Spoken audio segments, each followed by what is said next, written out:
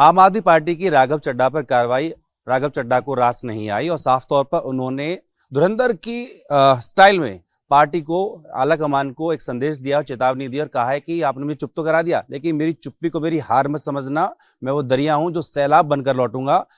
तो आतिशी जी मेरे साथ हैं। आतिशी जी, राघव चड्ढा ने अपना संदेश दे दिया, आपका क्या संदेश है उनके लिए? मैं तो राघव जी से पूछना चाहूंगी, बीजेपी से इतना डरते क्यों हैं? मोदी जी से इतना डरते क्यों हैं? आज बीजेपी, आज मोदी जी लोकतंत्र पे हमला कर रहे हैं। आज जिस तरह से पश्चिम बंगाल में इलेक्शन कमीशन का यूज करते हुए फर्जी वोट बनाकर, वोटों को काट कर, एडमिनिस्ट्रेशन पे कब्जा करके जिस तरीके से वेस्ट बंगाल का चुनाव चुराया जा रहा है, यही दिल्ली में हुआ था। बीजेपी चुनाव चुरा के ले गई। लेकिन जब टीएमसी चीफ इलेक्शन कमिश्नर के खिलाफ एक इंपीचमेंट मोशन लेके आती है तो राघव चड्ढा उस पर साइन करने से मना कर देते हैं। क्यों? उनको मोदी जी से डर लगता है। क्यों डरेंगे? ना वो मंत्री रहे, ना मुख्यमंत्री रहे, ना ऐसी कोई जिम्मेदारी रही जिस पर भ्रष्टाचार के आरोप लगेंगे, तो क्यों डरेंगे? ऐसा क्या है आपके लग रहा है उनके पास? ये तो वो बताएंगे कि क्यों डर रहे हैं, क्यों उनके मुंह में दही जमी हुई है। जब पूरा विपक्ष लोकतंत्र पे हो रहे हमले के मुद्दे पर संसद से वॉकआउट करता है, राघव चड्ढा जी वॉकआउट नहीं करते बीजेपी के खिलाफ। क्यों? उनको बीजेपी से डर लग रहा है क्या? जब पार्टी उनको कहती है कि आज आम आदमी का सबसे बड़ा मुद्दा इस देश में एलपीजी सिलेंडर है, कि एक ब्लैक में 5-5, 10-10 गुना दाम पे सिलेंडर बिक रहा है, नहीं तो 10-10 घंटे लाइन में खड़ा होना पड़ रहा है। क्यों? क्योंकि मोदी जी ट्रंप के सामने झुक गए। जब इस मुद्दे को राघव चड्ढा जी को कहा जाता है संसद में उठाओ, तो क्यों मना कर देते हैं? लग तो रहा है ना इस सबसे कि वो मोदी जी से डर गए हैं। मोदी जी की बात आते ही, मोदी जी का नाम आते ही राघव चड्ढा के मुंह में दही जम जाती है। तो जो मुद्दे वो उठा रहे थे, वो कह रहे हैं वो तो जनता वाले मुद्दे थे कि उठाए जाते थे, तो क्या उन मुद्दों को उठाने से पहले कंसल्ट नहीं करते थे आम आदमी पार्टी की से? देखिए, अगर जो पार्टी मुद्दे उठाने को कह रही है, कोई नेता उसको उठाने से मना कर दे, तो वो क्या पार्टी के पद पे रह सकता है? देखिए, हम आम आदमी पार्टी के सिपाही हैं, हम अरविंद केजरीवाल के सिपाही हैं।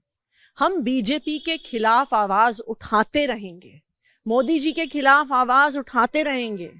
हमारे सारे नेताओं को जेल भेज दिया था, फिर भी हम डरे नहीं, फिर भी हम झुके नहीं, फिर भी हम दबे नहीं। हम फिर भी बीजेपी के खिलाफ आवाज उठाते रहे, आगे भी हम बीजेपी के खिलाफ आवाज उठाते रहेंगे। लेकिन राघव चड्ढा जी ने दिखा दिया है कि लोकतंत्र की इस लड़ाई में वो लोकतंत्र और संविधान के साथ नहीं है, वो मोदी जी और बीजेपी के साथ। लेकिन सिम्टम तो बहुत लंबे समय से दिख रहे थे। जब नेताजी अरविंद केजरीवाल गिरफ्तार हुए, वो विदेश चले गए, इतने आपके नेताओं की रेड पड़ी, कोई पोस्ट नहीं किया। अभी जब बरी हुए 27 फरवरी को, तो वो नदारद थे। फिर एक्शन अभी क्यों निश्चित किया गया, अभी करना है? देखिए, जब आपका कोई कॉलीग होता है, कोई साथी होता है, तो आप शुरुआत से उस पर अविश्वास नहीं करते हैं। अंग्रेजी में एक फ्रेज होता है बेनिफिट ऑफ द डाउट, कि अगर कोई शंका है तो आप, हाँ, संशय का लाभ उसको दे देते हैं कि हो सकता है कि वास्तव में उनकी आंख खराब है, हो सकता है वास्तव में उनको लंदन जाना पड़ा है ऑपरेशन कराने के लिए, हो सकता है वास्तव में उस दिन साइन करने के लिए वो उपलब्ध नहीं थे। तो जब डिफरेंसेस की शुरुआत होती है, जब हमें कई बार देखने को लगा कि वो बीजेपी के खिलाफ नहीं बोल रहे हैं, तो शुरू में उनको बेनिफिट ऑफ डाउट दिया गया। लेकिन आज ये बिल्कुल साफ हो गया है कि वो मोदी जी की गोद में जाके बैठ गए हैं। आज राघव चड्ढा जी के डिफेंस में कौन बोल रहा है? बीजेपी के सांसद बोल रहे हैं, बीजेपी के प्रवक्ता बोल रहे हैं। उनको आम आदमी पार्टी से ऐसा क्या प्रेम हो गया? तो ये बिल्कुल साफ हो गया है कि लोकतंत्र की इस लड़ाई में राघव चड्ढा जी ने अपना पक्ष चुन लिया है। वो आम आदमी पार्टी और विपक्ष के साथ नहीं है, वो संविधान के साथ नहीं है, वो लोकतंत्र के साथ नहीं है, वो मोदी जी के साथ है। क्या लग रहा है बीजेपी ज्वाइन करेंगे?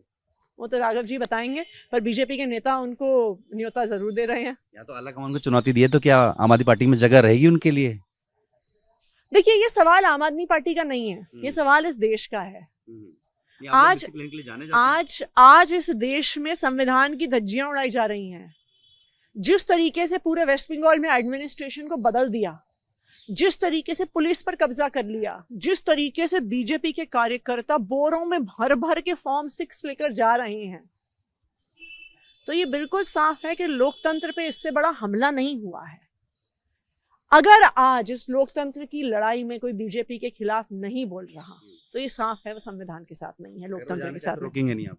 वो उनकी मर्जी है। ठीक है, बात करने की शुक्रिया। तो साफ तौर पर आम आदमी पार्टी का कहना है कि राघव चड्ढा डरते हैं, इसलिए वो मुद्दे नहीं उठाते जो विपक्ष की आवाज है, और इसी को लेकर के उन्होंने डर के कारण ही ये तमाम चीजें की, उन पर एक्शन भी हुआ है। राज यादव के साथ जितेंद्र भाटी, टीवी भारतवर्ष।